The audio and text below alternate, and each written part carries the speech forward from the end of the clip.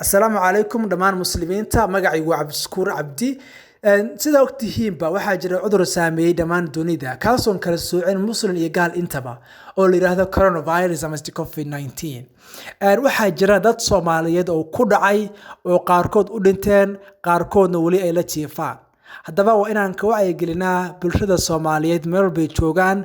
baamiyi iyo magaalo intaba sidaas darteed maanta waxaan jeclaystay inaan kula wadaago 3 qodob oo aad ku ogaan karto waxyaalaha sababa coronavirus iyo sidii aad iskaga badbaadin lahayd ilaah baa badbaadinaya waa inaad iska ilaalisaa handshaking ama salaanta gacanta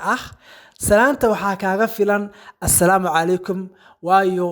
taas ayaa mid ajir ku sugan yahay rasuulka sallallahu alayhi wasallam wuxuu leeyahay famshu salaam wa aslihu daata baynakum leeyahay salaanta faafiya dhexdiina dhiga wanaag salaanta loo sheegay marka waa salaantan assalaamu calaykum ayada ayaa ajirku ku sugan yahay gacantu waxay sababi kartaa coronavirus ama adiga ha ahaato ama qofka aad salaamaysa ha ahaato si fudud ayaad coronavirus u kala qaadi kartaan haddaba iska ilaali sidoo kale iska ilaali meelaha public oo la isku yimaado sida miisaska kuraasta koobka shaaha dhagtooda iyo meelaha la midka waayo si fudud ay iyaguna coronavirus kugu soo gudbi karaan waxyaalaha marka aad iskaga ilaalin karto ayaa in aad xirato plastic gloves in aad xirato ama se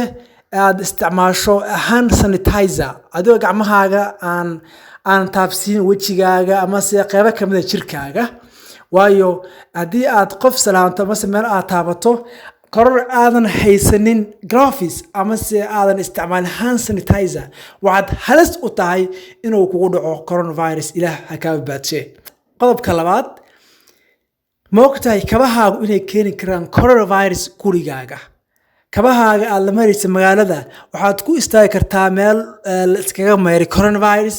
meel qof xaako ku tufay ama se waxay rabtaa ahaatee cudur ay kugu soo qaadi karaan kabahaagu markii guriga aad la soo gasho barandada aad soo gasho ama qolkaaga aad soo gasho waxaad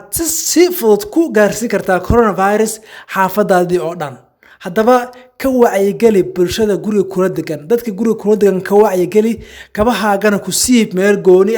si aysan gurigaaga u saameyn cudurka ay wadaan 3 qodobka ugu dambeeya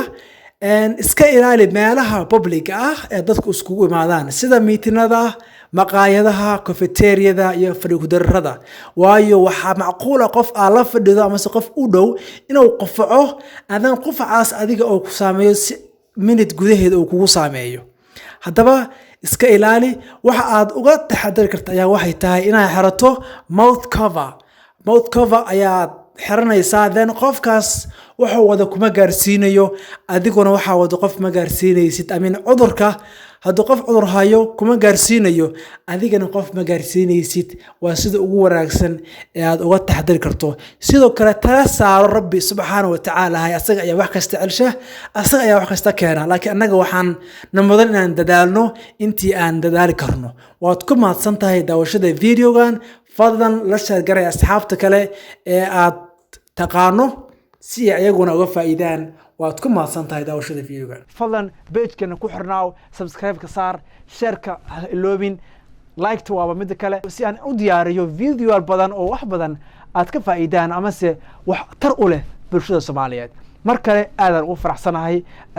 inaad mar kale daawanayso videogan waa caabi wana leh wassalaamu calaykum